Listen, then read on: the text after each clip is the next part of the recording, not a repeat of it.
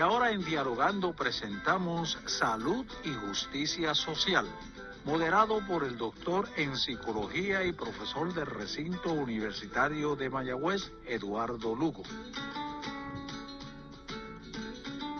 Adelante, Eduardo.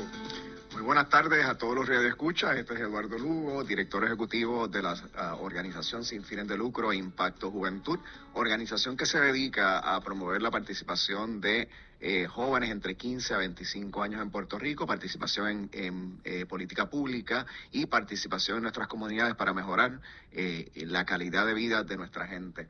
Durante el día de hoy vamos a estar tocando, como todas las semanas, un tema central a lo que es la promoción de la justicia social en el país, y un tema que a mí me toca de cerca, porque una de las cosas que hemos venido trabajando desde Impacto Juventud y también desde otros espacios tiene que ver con la crisis climática y los efectos diversos que la crisis climática tiene en el país, tiene en nuestra geografía, tiene en nuestro ambiente, pero también el impacto que tiene en nuestra gente. Y mucho hemos hablado aquí en Salud y Justicia Social y en otros foros donde nos invitan acerca de cómo la crisis climática afecta a personas que viven en pobreza, afecta a las personas del centro del país, ¿verdad?, por las diferentes disparidades que tenemos en este archipiélago. Pero yo creo que pocas veces nos sentamos a pensar de qué manera la crisis climática o los desastres, ¿verdad?, porque no solamente tiene que ser la crisis climática, sino tenemos otros tipos de desastres en el país y a nivel internacional.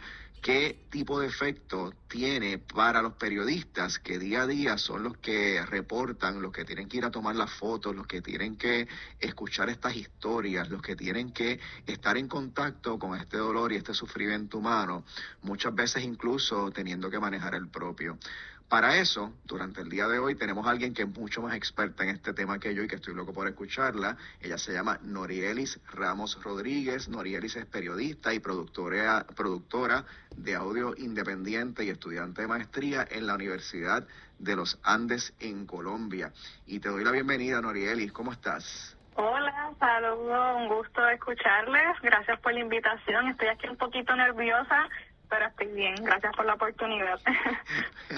Vas a estar súper bien y sé que conoces mucho acerca del tema y que es un tema que te toca directamente, y yo honestamente estoy loco por escuchar acerca no solamente de tus historias, pero también de cuáles son tus recomendaciones, porque la realidad del asunto es que nos encontramos en un contexto de crisis climática donde Puerto Rico en el 2017 fue la región en el mundo más afectada, y ustedes los periodistas tuvieron contacto directo con lo que es el sufrimiento de la gente, y particularmente durante estos últimos 6 años esto no ha parado, ¿verdad? Yo no quiero hablar muy duro, no quiero llevar a otro desastre natural, pero la realidad es que llevamos 6 años donde prácticamente no nos quitan el guante, y ustedes han sido de primera mano los testigos del sufrimiento de la gente. Así que antes de profundizar en el tema, Norielis, me gustaría que nos hablara, yo di una introducción de quién tú eres, pero háblanos un poco más acerca de quién tú eres y por qué te interesa este tema. Claro, pues mira, yo soy de Sidra, tengo 28 años, yo estudié en la UPI, estudié periodismo, sociología, trabajé por mucho tiempo en Radio Universidad en el departamento de noticias, ahí cubrí María, esa fue mi primera experiencia cubriendo un desastre. También durante este tiempo, ¿verdad?, durante mi carrera me he especializado en cubrir temas con enfoque de género y derechos humanos.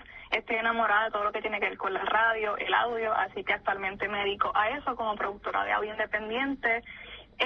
Y este tema es bien importante para mí porque para el 2019-2020 yo estaba haciendo mi maestría en Bogotá, estaba viviendo allá, era mi segundo año de maestría y yo sabía que yo no estaba bien emocionalmente. No sabía qué era, no me podía nombrar lo que me estaba pasando, pero yo sabía que yo no me encontraba bien y tenía muchas presiones sobre ser periodista, ser freelance, ser estudiante, era becada, así que eran muchas presiones.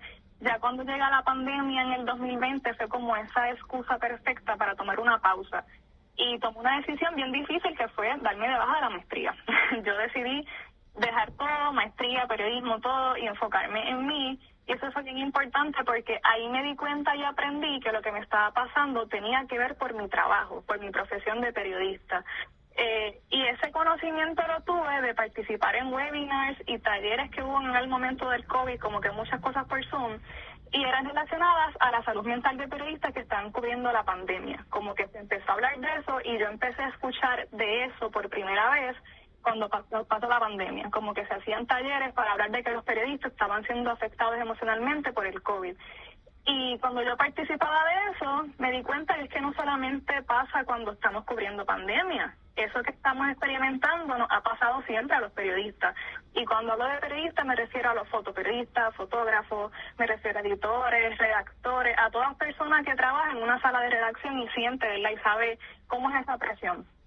Entonces, pues nada, desde aquel momento en el 2020 que descubro eso, de que mi profesión estaba afectando mi salud mental, comencé a buscar mucha información. Yo también estaba en un proceso de terapia psicológica, todavía sigo en ese proceso de terapia, así que ha sido mucho aprendizaje y mucha deconstrucción, porque tenemos como que un chip aquí adentro en la cabeza de que tenemos que hacer las cosas de una manera, pero hay que deconstruir eso, como que tenemos que recordar que primero somos personas y que después somos periodistas. Entonces, que merecemos tener espacios de autocuidado, que tenemos que balancear nuestro trabajo con nuestra vida personal y con otras cosas, porque no solamente somos periodistas y ya está. Te voy a hacer una pregunta que yo creo que sea la contestación, Norieli. Y la pregunta es si en tu adiestramiento como periodista en algún momento se habló sobre la salud mental o se les proveyó algún tipo de recursos o se le dio de la importancia de que cuando usted hace este tipo de trabajo usted debería buscar ayuda psicológica, porque pues, evidentemente necesitamos algún tipo de foro donde podamos ventilar esto con algún profesional que nos ayude a sanar esas heridas, ¿verdad?, que tenemos cuando reportamos esto. Sí, no, nunca. Nunca. Por eso para mí fue tan poderoso participar de esos webinars y escuchar esto me pasa a los periodistas, como que la profesión, mi trabajo me puede afectar emocionalmente. Y yo nunca lo escuché, nunca lo vi, qué sé yo, en una película o leí un libro sobre eso. Y ahora que tengo la conciencia puedo identificar que sí, que existe un imaginario de cómo tienen que ser los periodistas. Lo que pasa es que no es saludable. No hay ningún periodista que tal vez se esté dedicando a ir a su terapia o que hace yoga o que disfruta con su familia. El estereotipo de periodista es una persona que siempre está fumando, que toma alcohol, que siempre está trabajando, que no se arregla, que no tiene un vínculo con la familia, que siempre está ahí con el olfato de la noticia ahí encendido, como que siempre tiene que estar buscando la noticia. O sea, hay unos estereotipos que fomentan lo no saludable de la profesión. Pero en el caso positivo de que deberíamos cuidar nuestra salud porque nuestra cobertura y nuestro trabajo nos va a afectar, pues no, nunca, ni incluso ni en la maestría, que ya yo estudié en la UPI del 2012 al 2017, la maestría fue en el 2018 y, verdad, pasó tiempo, pero tampoco se hablaba de eso. Yo pienso que ahora sí se está hablando, pero es por la pandemia. Yo creo que desde María, ¿verdad?, hemos estado como que ahí sintiendo un poco, ¿verdad?, lo que es el efecto en esto de los reporteros, ¿verdad? Pero te pregunto, ¿verdad?, y tú no sé cuánto tiempo llevas en el periodismo, pero ¿cuáles han sido algunas de las experiencias? Y no quiero, aquí va a salir el psicólogo en mí, Norieli. No quiero provocar ningún trigger, ¿verdad?, tocar ningún evento, ¿verdad?, que te haya causado algún tipo de trauma, ¿verdad? Pero que tú te sientes cómoda contándonos, ¿verdad?, sin glorificar el dolor de la gente, de experiencia que tú hayas tenido que de alguna manera tú sientes que te han impactado. Sí, no, gracias por hacer esta pregunta y hacerla de la manera correcta, que deberíamos también hacerla así los periodistas, porque en momentos así de desastre hacemos preguntas que a veces como que no son las más correctas. Pero en este caso sí, después de que pasó María, que fue mi primera experiencia con un desastre, ya en estos años pasados que he tenido más conciencia de la salud mental, me he puesto a pensar en eso, en cómo me afectó a mí esa cobertura. Y yo sí recuerdo que para mí fue bien importante María porque me afectó más siendo periodista, no tanto como sidreña, puertorriqueña que pasó el huracán. Afortunadamente en mi familia, en mi casa no pasó nada. Entonces cuando yo salgo a trabajar, a escuchar estas historias, a visitar las comunidades, a ver las casas sin techo, a ver las marcas de fango acá arriba, o sea, a ver todo el dolor, ahí fue que yo dije, wow, o sea, María fue horrible. Y fue que me afectó, porque si es por mí, pues yo estaba en mi casa durmiendo, nunca pasó nada, pero cuando yo salgo ahí fue el impacto. Y recuerdo que hubo una cobertura, en el caso de Radio Universidad en el noticiario, estábamos haciendo visitas a las comunidades, estábamos tratando de ir a distintos municipios fuera de área metro para rescatar, ¿verdad?, poder amplificar las voces de estas personas y las comunidades. Y fue así como que por varias semanas, ir a distintas comunidades, hospitales, refugios, etcétera, y hacer un reportaje sobre eso, una crónica, un reportaje de interés humano. Entonces fue bien difícil. ¿Qué pasa? Que ya al final, cuando hice una cobertura en Comerío, ahí yo sí sentí que no podía más, como que yo llegué a mi casa a llorar. Y en ese momento, haciendo las entrevistas, conversando con la familia que estaba entrevistando, yo me cuestionaba, o sea, yo puedo llorar, yo puedo demostrar afecto, empatía, como que con lo que está pasando, hasta qué punto, cuál es esa línea que tal vez no puedo cruzar o si la puedo cruzar. Y recuerdo que llegué a mi casa a llorar y que yo no quería saber más de María, yo no quería cubrir más María. Y luego entonces en la semana cuando regreso a trabajar pues hablé con mi jefe y le dije, mira, yo necesito un break, o sea, yo no puedo cubrir María. Y afortunadamente el editor fue súper bueno y me entendió y me dio como una pausa. Pero sí recuerdo eso como una gran memoria porque sin yo saberlo me estaba afectando emocionalmente, o sea, si pudiera palabras de esa manera. Pero también puse límites, como que fui bien valiente y dije, yo necesito cubrir otra cosa, yo no me siento bien, y lo dije. Y yo creo que ese es uno de los grandes problemas que tenemos actualmente, que no hablamos, cómo nos sentimos, no compartimos con los colegas cómo nos estamos sintiendo, mucho menos le pedimos a nuestro jefe que nos asigne otra cosa, porque pensamos que es como... ¿cómo se dice? Como una debilidad, como que si yo digo esto, tal vez entonces no voy a tener trabajo, me van a despedir, o van a pensar que no tengo tal vez la mejor capacidad, no puedo ser tan profesional. Entonces, recuerdo eso y me da mucha emoción, porque a pesar de todo, esa Noriel en el 2018 fue bien valiente, o sea, en el 2017 fue bien valiente, pudo decir que necesitaba un break. Entonces, nada, yo cubrí María, también cubrí los terremotos. En ese caso yo estaba en Bogotá, pero experimenté el terremoto en Puerto Rico en esas Navidades. Y lo que hice fue una serie también para Radio Universidad y también fue bien difícil porque fue hablar sobre las muertes de los terremotos. Y estar también a distancia, hablando con los familiares. Sin embargo, en aquel momento siento que fue bueno porque yo sentí que estaba siendo útil, que estaba aportando a lo que estaba pasando en Puerto Rico porque yo estaba fuera de la isla. Pero nada, hasta el momento han sido mis 2 coberturas así de desastres, y cada periodista tiene sus propias experiencias, su forma de contar cómo fue el huracán, cómo fueron los terremotos. Pero eso es importante hablarlo, porque yo creo que ahora que ha pasado mucho tiempo y tenemos como esta cosa de que ya son 5 años, son 6 años, hay que hablarlo, porque yo me he dado cuenta haciendo las entrevistas a colegas periodistas que muchas de las cosas que me están diciendo a mí nunca las han dicho, no se las han compartido a nadie. Y eso es horrible, o sea, deberíamos ventilar, contar esta historia, sentirnos validados, sentirnos escuchados, que no estamos solos en este proceso, porque todos los periodistas pasamos por esto, pero lo pasamos en solitario y no debería ser así. Noriel, te voy a hacer esta pregunta y ya nos vamos a la primera pausa, pero me pregunto, ¿verdad? A veces nosotros cuando hablamos, mañana es el Día Internacional de la Mujer y analizamos un poco, ¿verdad?, cómo el patriarcado de alguna manera está entretejido entre muchas cosas que nosotros hacemos, y no sé si esa expectativa de que tú eres reportero, reportera, y no debes llorar y no debes sentir lo que la gente siente, es parte de ese proceso, de esa socialización en una profesión que a lo mejor se construyó, no sé, ¿verdad? Tú me dirás, se construyó de inicio como una profesión dominada por hombres, donde a lo mejor había la expectativa de que hubiese ese desprendimiento entre el reportero y la historia. Yo creo que vamos a la pausa ahora, ¿verdad, Toti? Sí. Usted está escuchando Dialogando conmigo, Toti Figueroa, dentro de Dialogando todos los martes, de 2 a 3 de la tarde, la sección Salud y Justicia Social, moderada y pensada, inventada por el doctor Eduardo Lugo, psicólogo de profesión, profesor en el recinto universitario de Mayagüez. Seguimos luego de estos mensajes. Los anuncios en esta pausa comercial pertenecen a la emisora y no al productor del programa. En un lugar muy accesible en la carretera 2 frente a la urbanización Sultana en Mayagüez se encuentra Plaza Sultana. Allí encontrará de todo para satisfacer su paladar a los mejores precios y con amplio estacionamiento. Longhorn Restaurant, Sizzler, Subway, Taco Maker, Wendy's, Church's Chicken, Cold Stone, Starbucks y Marcos Pizza. Para esa ocasión especial, cita de negocios o simplemente almorzar o cenar solo o en familia, visite Plaza Sultana en Mayagüez. Saludos amigos, todos sabemos que no hay rosas azules, pero una rosa pintada de azul es un motivo. Una rosa pintada de azul es un motivo. Y ahora Motivos se transmite todos los jueves a las 5 de la tarde. Sí, a las 5 de la tarde, Motivos. Por WPRA 990 en su cuadrante y WPRA990.com por internet.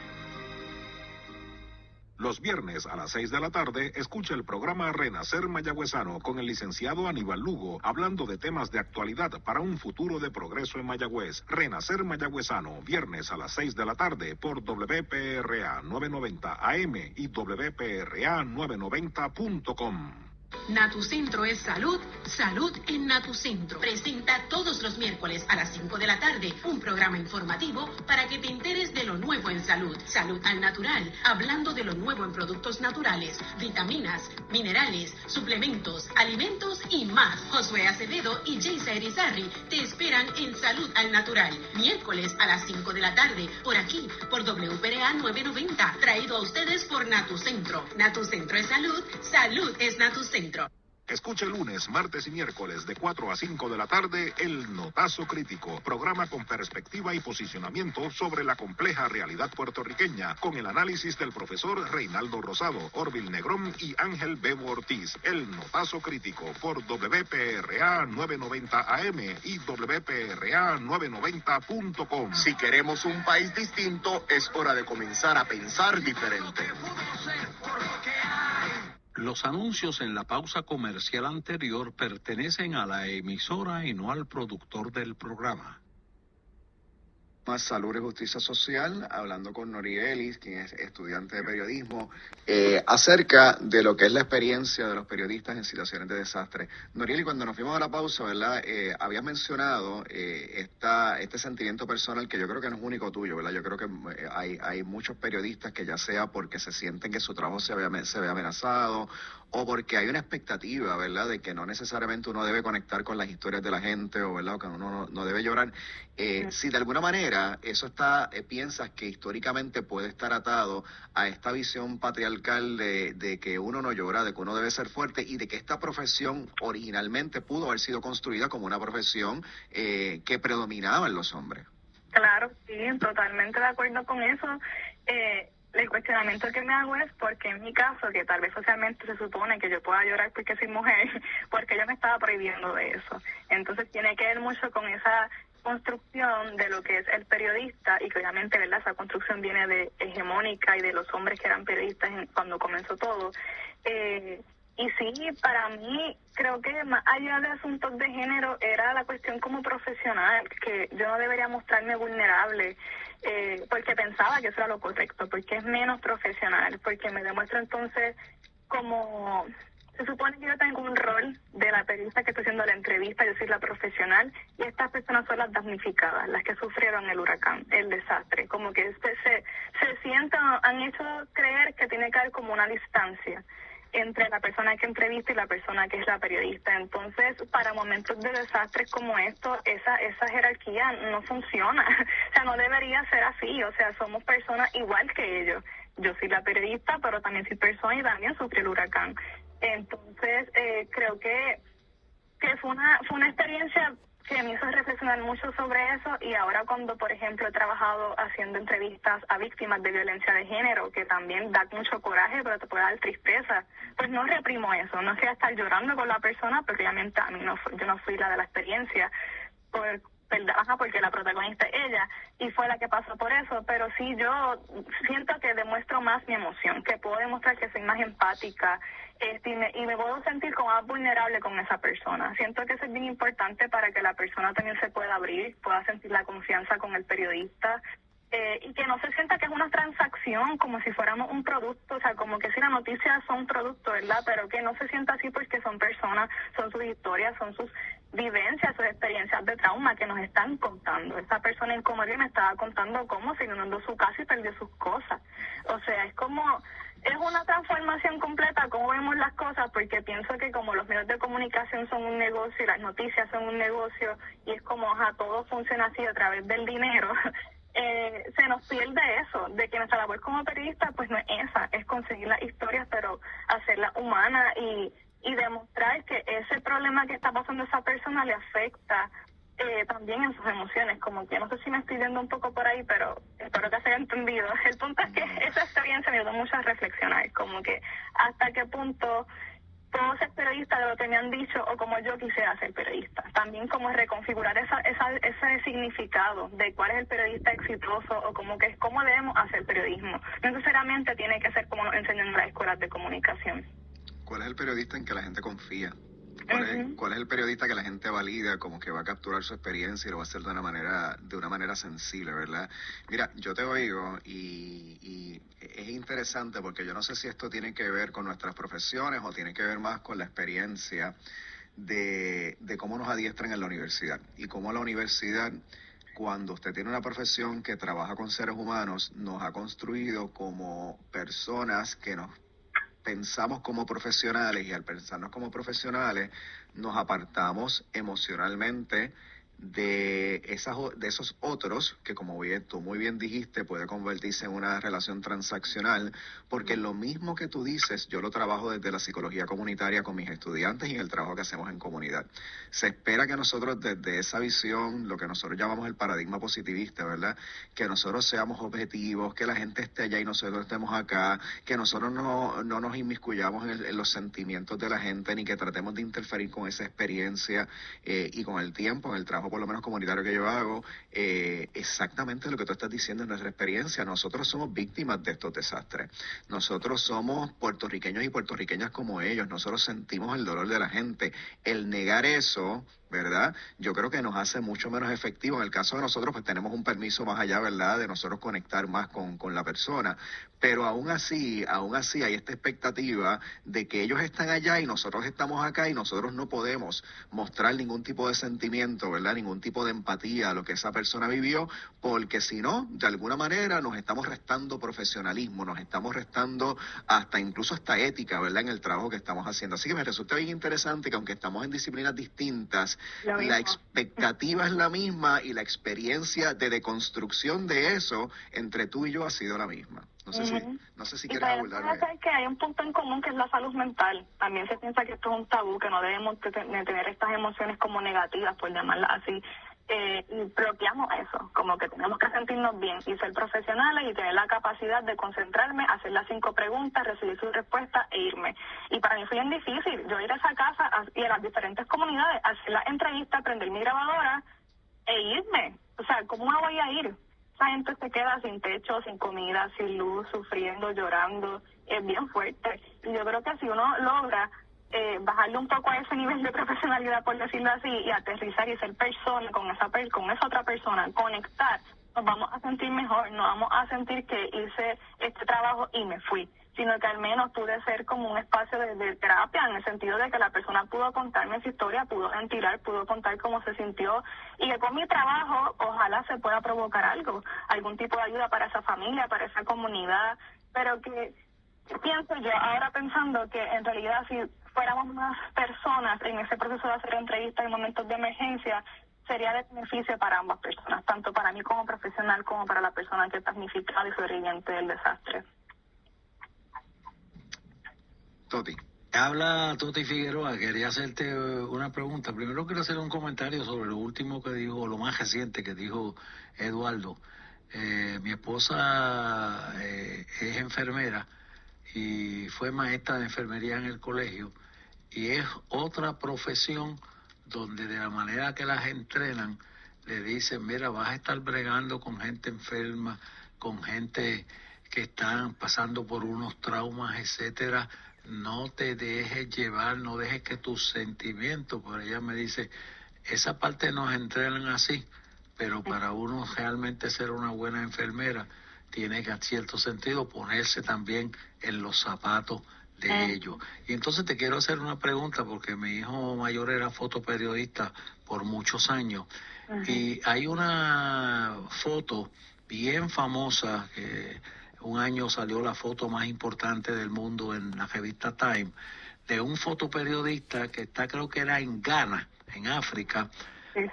Había un niño famélico casi a punto de morir, y al lado un buitre esperando que muriera para coger los huesos, la corroña del muerto. Y él tomó la foto y ganó premio Pulitzer y toda esa cosa, pero después le preguntaba a todo el mundo: oye, ¿por qué tú no hiciste algo para salvar al muchacho? Y él dijo: porque mi trabajo era coger la foto. Ahorita le estaba contando eso a Eduardo y se me olvidó decirle que como un año después él se suicidó. Sí. Y algunos dicen que fue esa foto. ¿Sabes de ese caso, verdad? Sí, este caso emblemático de las escuelas de comunicación siempre se discute.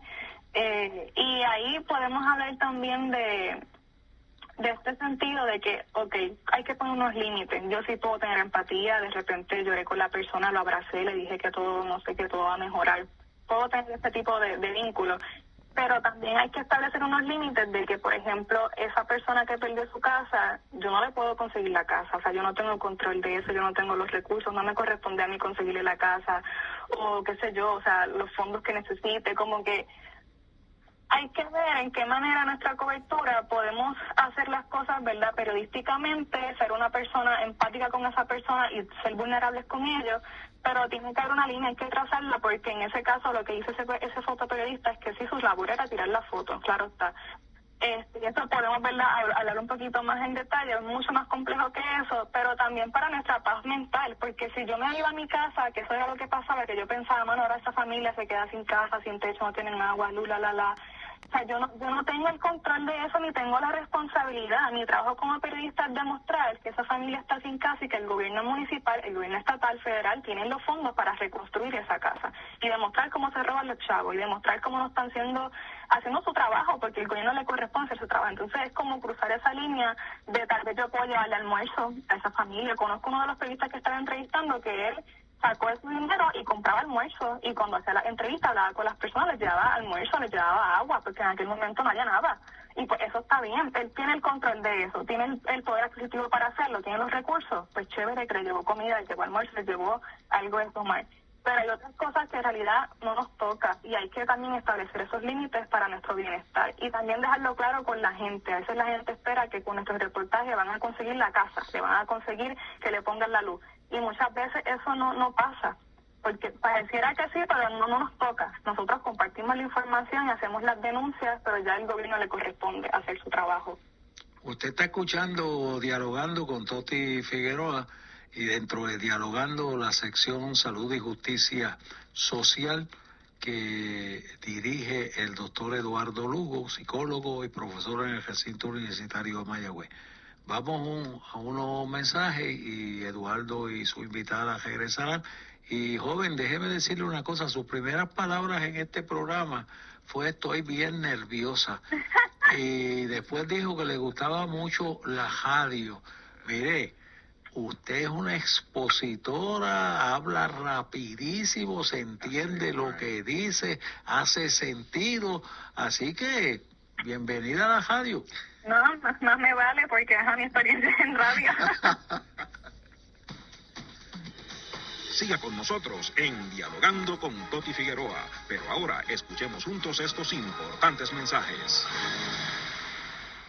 Si lo que buscas al comprar zapatos y carteras es calidad y variedad a los mejores precios, solo en La Gloria lo encontrarás. En La Gloria tienen un estilo para cada miembro de tu familia. Estilos elegantes, casuales o deportivos, para ella o para él, para chicos y grandes. Visita La Gloria hoy mismo y escoge el estilo de zapato y cartera que más te gusta. Y recuerda, tus pies en la tierra, tus zapatos en La Gloria. Sangría Sangre Boricua, la que tú prefieres, recibe un nuevo miembro en su familia. Sangría Sangre Boricua de Parcha, deliciosa, sabrosa, distribuida por los Nenes Distributors. Sangría Sangre Boricua, de venta en Franco y Compañía, supermercados y otros lugares donde se consigue bebidas. Sangría Sangre Boricua de Parcha. Little Caesars, la mejor pizza, la más sabrosa y la de mejor precio, continúa con su pizza grande Hot and Ready por solo $7.99. Siempre disponible en horas de servicio, siempre calientita. La mejor oferta en pizzas en todo Puerto Rico. La pizza grande Hot and Ready. Todo el día, todos los días por solo $7.99. Little Caesars, pizza. Para tus cuidados de salud, escoge un gran hospital. Hospital de la Concepción, mi hospital, con el más moderno centro de imágenes en el suroeste. Somos pioneros en el servicio de CT Scan con bajas dosis de radiación. Contamos con la más avanzada tecnología, equipo de tecnólogos, radiólogos subespecialistas y radiología intervencional. Escoge lo mejor. Hospital de la Concepción en San Germán. Innovación y experiencia médica de clase mundial. Escucharon mensajes muy importantes de nuestros auspiciadores. Apoye el programa Dialogando, comprando en y patrocinando a nuestros auspiciadores. Y déjenles saber que ustedes escuchan el programa. Y ahora seguimos dialogando con Toti Figueroa.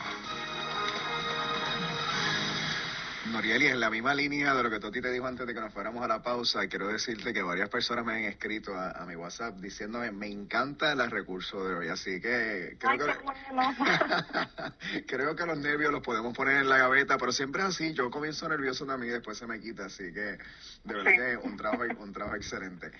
Mira, Norieli, también la misma línea de lo que Toti te planteó al final del último segmento, yo me pregunto si tú has tenido alguna experiencia donde has llegado a reportar sobre algo y por la situación, por el dolor, por la manera en que a lo mejor está la persona en ese momento, tú has decidido que ese no es el momento para entrevistar a la persona o que no quieres entrevistar a la persona. Te lo digo porque muchas veces en televisión, y me pasó mucho después del huracán Fiona, donde vimos personas bien descompuestas en televisión, personas que yo como, ¿verdad?, persona que adiestrada en psicología, decía, esa persona necesita ayuda y no necesita estar en una cámara exponiendo su dolor, exponiendo su situación, y esto va a seguir pasando en nuestra situación de desastre. Entonces quería saber si habías tenido esa experiencia y cómo tú tomas esa decisión.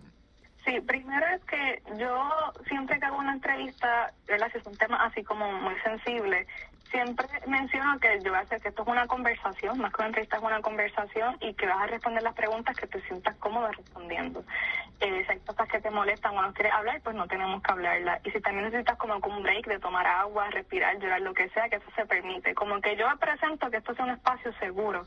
Así que no me ha pasado lo que una persona me diga que no quiere hablar como que ahora, o que haya decidido como que no quiere entrevistarla ahora, de que se cancele la entrevista, sino que yo he tenido pausas, como que una entrevista que hice el año pasado, que fue una víctima de violencia de género, sí tomamos una pausa de la entrevista duró casi 3 horas por teléfono, fue intensa esa entrevista, pero tomamos una pausa porque la persona estaba llorando mientras contaba su experiencia de violencia. Entonces, es como que no las cancela, pero sí tengo esa posibilidad, podemos hacerla para otro momento, como que yo estoy clara que si es muy difícil no se va a hacer, y priorizo a mi persona, a mi personaje y no a el producto final que es la noticia que tengo que entregar. Incluso en esa ocasión, o sea, el reportaje, la noticia tiene que salir ese mismo día y yo no pude terminarla por otras cosas también que se unieron, pero también pensando es que es difícil porque fueron casi 3 horas de entrevista, ¿cómo yo traduzco eso en una nota de 800 palabras para hoy mismo? O sea, ahí nos olvidamos de que la reportera también escuchó toda su historia. Y yo también soy mujer y sufro violencia. Entonces, es bien complicado, pero creo que una sugerencia para periodistas que están haciendo entrevistas así en temas que son muy difíciles es que sea un espacio seguro y reconocer que lo primero es el bienestar de la persona que te está contando la historia y no el producto final, que es la noticia que va a tener 500 clics. Eso no es lo importante. Voy a hacer un comentario y después lo voy a continuar con una pregunta, Norieli. Yo no sé si nosotros tenemos que empezar a romper con estos modelos tradicionales de hacer nuestras profesiones, y a veces me pregunto si deberían haber más psicólogos y psicólogas involucrados en el trabajo de colaboración con los periodistas, no solamente, ¿verdad?, para esos momentos donde van a lidiar con personas que están afectadas emocionalmente, sino también para darle apoyo a ustedes, ¿verdad? Lo mismo pienso de la Policía de Puerto Rico, ¿verdad?, cuando va a intervenir con personas que su asunto es un asunto de salud mental, pero la policía no está adiestrada para, ¿verdad?, para proveer esos servicios o para reconocer las señales de que lo que la persona está enfrentando es una crisis de salud mental. O sea, no sé si debemos empezar a repensar la manera en que los psicólogos y psicólogas, trabajadores sociales, clínicos, consejeros, de alguna manera están insertados en estos espacios. Eso es, ¿verdad?, un comentario. Y yo creo que capitalizando en lo que has dicho hasta ahora, quería saber qué recomendaciones tú tienes para a lo mejor reformar la educación que reciben los periodistas para que el asunto de la salud mental sea un asunto importante que se trabaje dentro de estos programas. Antes de responderte a eso, aprovecho para mencionar que el Dark Center for Journalism and Trauma en Estados Unidos ofrece un programa de adiestramiento para profesionales de la salud mental, para que aprendan a cómo atender a periodistas que son pacientes. Eso lo pueden verificar y en verdad está genial, porque se especializan y conocen, porque no es lo mismo yo hablar con tal vez con mi mamá sobre cómo a mí me afecta el periodismo, hablar con un colega de la sala de redacción que entiende, que sabe lo que yo estoy pasando. Pues asimismo pasa con un profesional de la salud mental, como que es diferente bajo las circunstancias en las que tal vez ocurre la depresión o el PTSD o la ansiedad. Entonces ahí pues me parece que también tiene que haber un enfoque en las escuelas de salud mental en Puerto Rico también, para que piensen que los periodistas y primeros respondedores, mal anglicismo, nos enfoquemos también en ello, en cómo tal vez le afecta a los bomberos, policías, a rescatistas, a periodistas. Y respondiendo a la pregunta, pues hay mucho que hacer en las escuelas de comunicación, tanto con la administración, con las personas que crean los currículos, con los profesores, como con los estudiantes. Yo creo que es importante que este concepto de la salud mental se integre en los currículos de una manera transversal. No es que solamente se haga una charla y que me inviten a mí a dar una charla, pues me parece genial, pero yo voy a dar esa charla y se quedó ahí. Como que tiene que haber una continuidad y tiene que ser transversal en el currículo, porque en las mismas lecturas que se presentan o películas que tenemos que ver o noticias que leemos, como que en todo lo que se consume para tú aprender a ser periodista está este estereotipo no saludable de lo que es ser un periodista. Entonces, si presentamos también ejemplos de cómo ser un periodista consciente de la salud mental, de su autocuidado, su cuidado también físico, pues entonces vamos a ir cambiando ese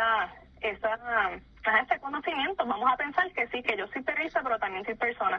Y para esto recomiendo una serie que está en Hulu, que se llama Alaska Daily.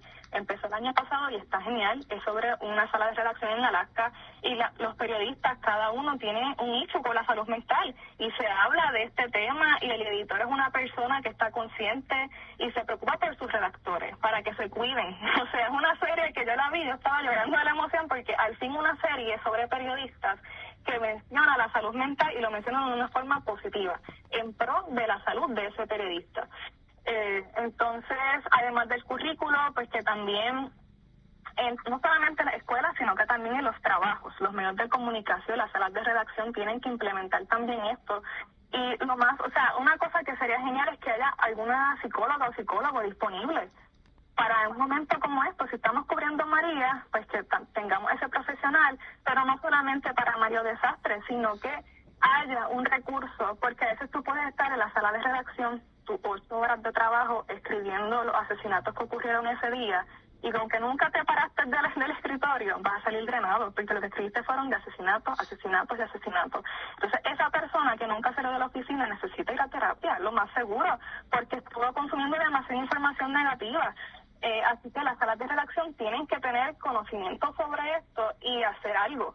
Tienen que hacer un plan, y pensar en un plan y hacerlo, que sea algo que cambie un poco cómo funcionan las cosas. Y ahí va un poco el problema de que cómo tú haces esto que sea como viable. Porque, por ejemplo, yo pienso que desde que yo tengo esta conciencia, establezco mis límites y yo voy primero, es bien difícil trabajar en un medio tradicional hegemónico, porque en el medio no le importa que tú tienes que tener tu hora de almuerzo o que tú por las tardes quieres ir a caminar. O sea, no hay una conciencia de eso. Lo importante va a ser la noticia, que tú cumplas con tus tareas del día. Si tú no cumples con tus tareas del día, tú no puedes ponchar y te puedes ir. Entonces, pues ahí no hay un autocuidado, no se prioriza eso. Nos ven como si fuéramos máquinas de producción, y ahí está el problema. Así que el llamado a la atención es a las escuelas de comunicación, a los medios de comunicación, pero más que todo a cada periodista, que cada uno reflexione sobre esto y empiece a poner límites y a cuidarse, porque si no lo hacemos nosotros, no lo va a hacer nadie. Mientras más periodistas en Puerto Rico hablemos de esto, tengamos esta conciencia, puede que en algún momento la editora, la jefa de redacción, quiera traer una psicóloga a la sala de redacción, quiera tal vez establecer unas rutinas de autocuidado en conjunto. Así que mi mayor invitación es a que entre periodistas nos evaluemos, reflexionemos y nos prioricemos como personas. Mira, yo creo que esto es una buena oportunidad para nosotros dar ejemplos, y lo empezamos a hacer ahorita, de cuando nosotros hablamos sobre el patriarcado, hablamos sobre el neoliberalismo, cómo es que afecta nuestras vidas. Tú has dado un ejemplo, tú has dado cátedra en lo que has dicho sobre cómo el periodismo esto opera, ¿verdad? Hay una expectativa de que el periódico tiene que vender porque evidentemente el lucro, ¿verdad? El sacar dinero es importantísimo, por un lado para mantener el periódico, pero vamos, por otro lado también para mantener las finanzas de aquellos que son los dueños de los periódicos, y las cadenas de televisión y las cadenas de radio. Por otro lado, esta expectativa desde el patriarcado, la expectativa del neoliberalismo, de que nuestro autocuidado y nuestra salud no necesariamente es lo importante, sino la cantidad de trabajo que nosotros y de producción, como definimos producción desde ese ámbito, esa es la parte importante y esa es la prioridad. Y por otro lado, desde el patriarcado nuevamente, ¿verdad? Esta construcción de que tenemos que ser fuertes, y de cómo ese espacio se construye como un espacio generalmente con una valorización, ¿verdad? Desde la masculinidad hegemónica, y el efecto que la convergencia de estas cosas tiene sobre nosotros. Yo no solamente hago la invitación al periodismo, yo hago la invitación a mis compañeros psicólogos y psicólogas, que es un área que nosotros tenemos totalmente desatendida. Son pocos los psicólogos y psicólogas que se preparan para conocer cuáles son las experiencias de los periodistas, y cómo nosotros podemos desde nuestro ámbito poder prepararnos mejor para ofrecer apoyo a los periodistas en los contextos de desastre. Y tú dijiste algo que yo creo que, pues yo empecé hablando de la crisis climática, pero cuando nosotros hablamos sobre situaciones difíciles o desastres, no tenemos que limitarnos a la crisis climática. En Puerto Rico tenemos una ola de asesinatos que ahora mismo pues está bastante alta, pero hemos tenido momentos en la historia donde esto ha sido también bien complicado y el gobierno no lo atiende de manera efectiva. Y yo en mis entrevistas a cada investigación con niños en escenarios, ¿verdad?, donde hay altos niveles de violencia, muchas veces, Norieli, se sienten como zonas de guerra. Escuchar las experiencias de nuestra niñez, de cómo tienen que esconderse en sus casas, tirarse en el piso, meterse debajo de la cama, cosas como esas, se sienten como situaciones de guerra. Así que me imagino que para ustedes el reportar esto también tiene que sentirse como un desastre y tiene que ser bien complicado. No sé si quieres abundar en eso. Sí, yo entrevisté a uno de los colegas para mi tesis, que él estaba encargado, ¿verdad?, de la producción como en la página web de la página, subir notas todo el tiempo. Y obviamente subía muchas noticias sobre este tipo de violencia en temas de seguridad, y él sentía cuando estaba afuera que podía pasarle algo, que corría peligro, porque tanto asesinato que está escribiendo, pues imagínate, puede pensar que en algún momento va a pasar por un tiroteo. O sea, a ese nivel que uno siente que está como en alarma todo el tiempo, eso no es saludable. Tú no puedes dormir bien, tienes pesadillas, o sea, le afecta. Aquí yo creo que, aunque mi tesis se especializa en el tema de los desastres, para mí es como abrir la conversación, pero en realidad hay que investigar cómo, a nivel general, como que cómo nuestra profesión, cómo las diferentes coberturas, sea la cual sea, afecta al periodista. Y los estudios han mencionado que el periodista, o sea, la profesión del periodismo es una profesión de alto riesgo a la salud mental. Y ya por tú ser periodista, estás más susceptible a padecer a sufrir síntomas y experiencias del PTSD, de la depresión, incluso también de adicciones. Entonces, es algo que ya está dado. O sea, eso se supone que va a pasar en algún momento, pues ¿por qué no hay una prevención? ¿Por qué no se habla de esto para que tengamos una información y podamos prevenir que, ¿verdad?, no sucedan estas cosas? Eso. Vamos a empezar con esto ahora y pues ya mismo nos vamos a una pausa, pero quiero que nos comiences a hablar un poco acerca de recomendaciones, y has dicho algunas, ¿verdad?, de recomendaciones que tú tengas para tus compañeros periodistas, ¿verdad?, para poder manejar su salud mental de una manera más efectiva, particularmente en contextos de desastres. ¿Qué recomendaciones tienes? Yo creo que eso también va a depender de cada persona, en el sentido de que lo primero que podrían hacer es reflexionar sobre cómo se manifiesta su ansiedad. En momentos así de cobertura, ¿cómo tú te sientes? Y ahora mismo que ya pasó María y vino Fiona, hay un flashback ahí de cosas que tal vez en aquel momento pasaron. Ahora cubriendo Fiona, puedes que las recuerdes aquellos momentos, experimentes ciertas cosas. Pero es importante, lo primero es eso, que puedas identificar cómo tú experimenta esa ansiedad. Yo si tengo ansiedad, por ejemplo, yo estoy siempre en el baño, no puedo concentrarme, no puedo escribir, no puedo, o sea, a mí yo me bloqueo, yo no puedo funcionar si tengo ansiedad. Igualmente no puedo dormir, no me alimento bien, así que identificar esas cosas para entonces no permitir que eso ocurra, no permitir que la ansiedad como que te consuma y poder entonces cuidarte. Si no sabemos cómo nuestra ansiedad se va a manifestar en ese tipo de cobertura, no vamos a poder entonces tener como que un plan. Algo importante también es que podrían hacer los colegas y en las salas de redacción incluso crear como protocolo para esto, como que cuando pasa un desastre también estar preparados, porque evitar como que tantas presiones. Ya de por sí cubrir un desastre ya es una presión, ¿verdad? Porque es una emergencia, no sabemos qué va a pasar, pero hay cosas que sí ya sabemos, como que estar preparados, tal vez la sala de redacción, el medio, puede ser un espacio de refugio para los periodistas, que haya comida, que haya agua, que haya internet, que haya acceso a las cosas que se necesitan. Que tú estés preparado con tu equipo, las baterías, todo lo que necesitas para cuestión de emergencia y también lo que necesitas para hacer tu trabajo, tu computadora, tu cámara, tu grabadora. Como que tratar de tener ese protocolo listo con todos los planes A, B y C que tienes que hacer cuando llega un desastre, para evitar no tener tanta ansiedad, como que estar lo más preparados posible. Literalmente, como nos dicen que tenemos que tener una mochila, pues si viene un terremoto, que es la mochila con tus pertenencias y todas esas cosas, pues así mismo, pero para periodistas. Eso hay que hacerlo, porque nos va a bajar el estrés y la ansiedad. Norieli, perdona que te interrumpa, vamos a una pausa brevemente y cuando regresemos continuamos con las recomendaciones. Usted está escuchando Dialogando, yo soy Toti Figueroa y dentro de Dialogando está escuchando la sección Salud y Justicia Social moderada por el profesor y doctor en psicología Eduardo Lugo, profesor en el recinto universitario de Mayagüez. Estamos escuchando una entrevista súper impresionante y la entrevistada, ya yo estoy a punto de buscar a ver si queda en el presupuesto para traerla en una sección semanal por lo menos aquí al programa. Regresamos. Siga con nosotros en Dialogando con Toti Figueroa, pero ahora escuchemos juntos estos importantes mensajes. ¿Listo para comprar tu carro nuevo? Pues escucha la mega oferta que te trae Coop Rincón. Consigue el préstamo para ese carro que quieres desde 1.99% APR. No tienes que ser socio. Entra a cooprincón.com o llama al 787-823-1515 o visita las sucursales en el pueblo de Rincón o en el Mayagüez Mall y llévate el carro que te gusta al bajísimo interés que mereces. También hay ofertas para autos usados. Llama 823-1515. Coop Rincón. Tradición, confianza, solidez. Ciertas restricciones aplican. Fondos asegurados por COSEC hasta $250,000.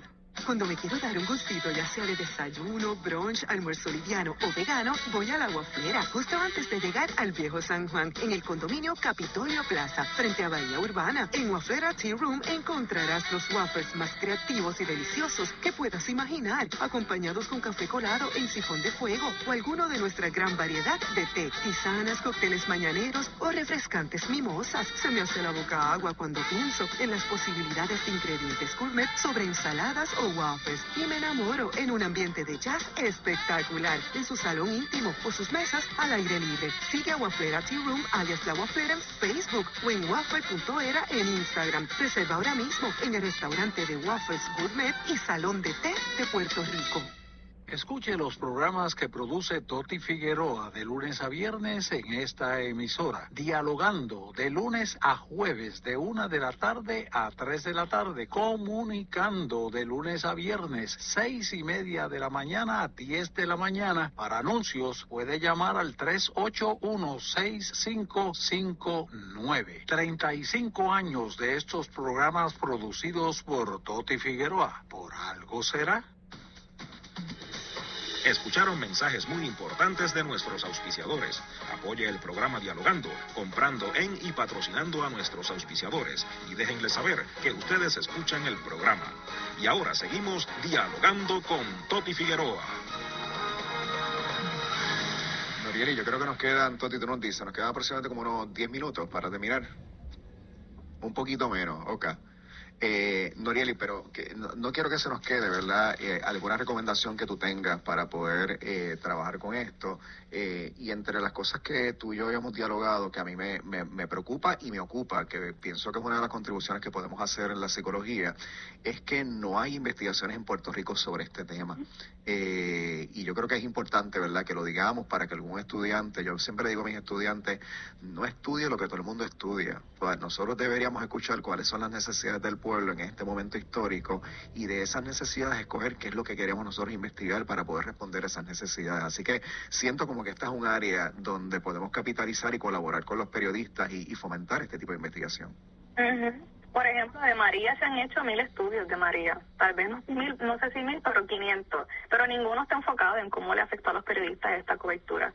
Entonces hay que pensar en que es bien importante, porque estamos hablando de recomendaciones, pero hasta que no veamos el problema o la situación grande de cómo realmente afectó a los periodistas de Puerto Rico, no podemos entonces, ¿verdad?, ofrecer unas buenas recomendaciones que vayan a ese problema en particular. Y a nivel general, no solamente en el caso de Puerto Rico, sino que a nivel general no existe mucha documentación, no existe mucha investigación sobre cómo afecta a los desastres a los periodistas.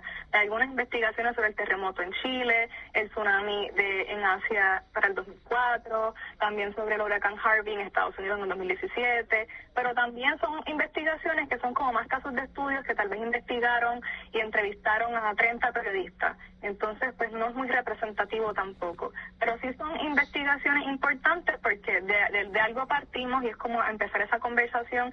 Así que en el caso mío con mi tesis, pues también la invitación fue, o sea, yo también decidí hacer eso. Cuando vi que no había nada, dije, esto tengo que hacerlo porque no hay nada. Así que parte de mi investigación es que se abra esa conversación y que exista algo, no solamente escrito, la tesis es escrita, pero también hay un producto periodístico que espero que sea un podcast al final. Así que también va a haber una producción periodística sobre el tema. Y a seguir haciéndolo, porque volvemos, si no sabemos qué está pasando, ¿cómo entonces podemos ofrecer, verdad, alternativas y recomendaciones para mejorar la situación de los periodistas? Hay otra cosa que todo el mundo menciona, yo creo que está bien voy a hablar sobre el autocuidado y es importante, ¿verdad? No quiero que la gente piense que yo no creo que sea importante, pero a veces se nos olvida que el cuidado colectivo es tan o más importante que ese autocuidado. Y una de las cosas que tú mencionas en un escrito, ¿verdad?, que habíamos compartido, es esa importancia de crear esas redes de colegas para sentirse acompañados y validados. Abúndame en eso, por favor. Sí, y el autocuidado, por ejemplo, para mí significa también incluir otras personas. Es tiempo para compartir con mi familia, con mis amistades. Eso también entra en mi categoría de autocuidado. Y aquí un tip, yo en mi calendario de Google, yo tengo las cosas por colores. Y la categoría autocuidado, ahí entra todo eso. Desde una cita con la doctora, desde pagar la renta, desde salir con mi amiga, hasta yo ir sola a la playa. O sea, autocuidado es una categoría que deberíamos incorporar en nuestro calendario, en nuestra agenda. Y esas redes son bien importantes porque yo ahora que hablo más sobre este tema, conversando con otras colegas, me di cuenta de lo poderoso que es, porque si yo sentía que era yo sola la que estaba sintiendo todo esto, pues no, otras personas también sienten lo mismo, y es poderoso poder escuchar y ser como espejo, o sea, poder ver que lo que yo estoy sintiendo, no soy aquí yo sola, no es que yo estoy loca, no es que yo estoy mal, no es que yo no tengo la capacidad, no es que yo no soy fuerte, no, es que estamos pasando por situaciones de salud mental y estamos acompañados. Otra persona también le está pasando lo mismo. Eso es súper poderoso. Y en este caso, los gremios periodísticos en Puerto Rico, la ASPRO, la OPC, han creado también actividades sobre este tema y algunos periodistas han participado. Una de las críticas es que pues no todo el mundo participa, no es una participación así tan grande, así que es importante que se sigan haciendo, a pesar de que no participa todo el mundo, es importante que los gremios sigan promoviendo este tipo de espacios, porque poco a poco más gente va a tener conciencia, esperemos, ¿verdad?, de este tema, y entonces es importante que esos espacios existan. No porque no vaya gente no se van a hacer, o sea, hay que seguir haciendo y promoviéndolo para que podamos sentirnos acompañados. Definitivo, y un poco de desmitificar, porque también entendemos que hay un estigma para mucha gente de lo que es la salud mental, aunque yo pienso que con esto de los desastres, una de las cosas que ha pasado es que la gente ha ido rompiendo con el estigma porque la necesidad nos ha llevado a buscar ayuda del psicólogo, del psiquiatra, ¿verdad?, de otros profesionales de ayuda, pero yo creo que sí, que hay que seguir hablándolo para que la gente sepa que es algo normal y necesario, ¿verdad?, al igual que irse a hacer el chequeo rutinario al doctor o cuando te duele algo, es totalmente normal el usted ir a una charla con un psicólogo, el usted sacar cita para estar con un psicólogo o psicóloga, para que podamos mantener una salud mental saludable, porque la realidad, y quiero aquí, ¿verdad?, ir cerrando con lo que empezamos, es que estamos involucrados en un contexto de crisis climática donde pienso que todos sabemos que los gobiernos a nivel mundial están haciendo poco para poder detener, ¿verdad?, lo que es el avance del cambio climático. Ya estamos viendo los efectos en el país, ¿verdad?, en términos de erosión costera y otras cosas. Pues quiere decir que los periodistas van a estar mucho más informando en situaciones de desastre y necesitan ese apoyo, porque ese navegar entre el dolor del otro y el dolor propio no es una experiencia normal, y es una experiencia que deja huellas profundas en todos nosotros. nosotros y nosotras. Así que te quiero agradecer, Norielis, por una entrevista tan maravillosa, y quiero darte la oportunidad de si tienes algunos recursos de los cuales nos quieras comentar, incluso páginas propias, no sé si tienes un blog o algo así donde la gente te pueda seguir, que nos puedas hablar sobre ello. Sí, una última recomendación, hablando de esto de, ¿verdad?, comunicarnos con otras personas, es importante si pudiéramos tener como la certificación en primeros auxilios psicológicos. Es una de las grandes recomendaciones que dicen que no solamente debemos tener como reporteros, sino también los jefes de redacción, el editor. De repente tú estás cubriendo algo, llegas a la sala de redacción y que sepan cómo atenderte en ese momento. Así que ahí también funciona mucho el tener ese apoyo, esa red. Si todas las personas que tenemos, ¿verdad?, en esta red estamos conscientes de eso y tenemos de repente a un compañero que está sufriendo una crisis, podemos ayudarle y acompañarle en ese proceso. De páginas así importantes que pueden seguir está The Self Investigation, que es una fundación de dos periodistas españolas. Eso nació ahora por la pandemia, fue donde yo aprendí, ¿verdad?, todo esto. Ellas tienen su propia página, ofrecen talleres, webinars, tienen un montón de recursos en su página de internet, The Self Investigation. También tenemos a una periodista, ella es de Estados Unidos, latina, y ella hace un enfoque con la yoga, está súper chévere, se llama The News Jodi, la pueden encontrar en Instagram. Ella es Leslie Rangel, y también ella está bien clara, y de ella yo aprendí el concepto de que primero somos personas y después somos periodistas.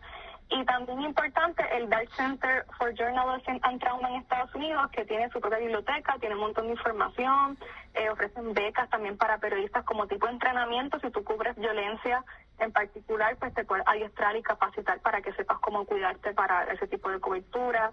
Y en mi caso personal, pues me pueden seguir por Twitter, ahí es como que estoy más activa, y me pueden seguir como Norielis, Norielis-Ramos, creo que si no escriben Norielis Ramos, voy a aparecer.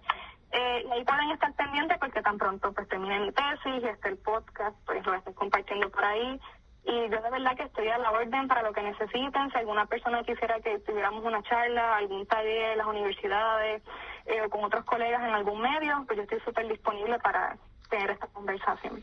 Norieli, yo conozco la persona perfecta para que le dé el adiestramiento sobre primeros auxilios psicológicos, una querida amiga, es la experta en primeros auxilios psicológicos, así que nos vamos a mantener en comunicación tú y yo para poder gestar esa colaboración. Así que nada, te quiero dar las gracias por haber estado conmigo, ha sido una conversación maravillosa de un tema que yo espero que podamos seguir hablando y contribuyendo, ¿verdad?, para poder fortalecer la salud mental de los periodistas. Y quiero felicitarte y mucho éxito en tu carrera. Quedé encantado con la entrevista también, y darle las gracias, como de costumbre, al doctor Eduardo Lugo por lo mucho que está ayudando a la comunidad con su grupo de trabajo, y lo mucho que está ayudando también a esta programación que yo produzco, porque esta sección se ha convertido en una de las favoritas de todos nuestros oyentes. Los espero mañana a las 6:30 de la mañana en Comunicando, y a la 1 de la tarde en otro programa, Dialogando. Hemos llegado al final de otro programa, Dialogando con Toti Figueroa. Esperamos hayan disfrutado el mismo. Toti Figueroa les da las gracias y se despide hasta el próximo programa. Buenas tardes.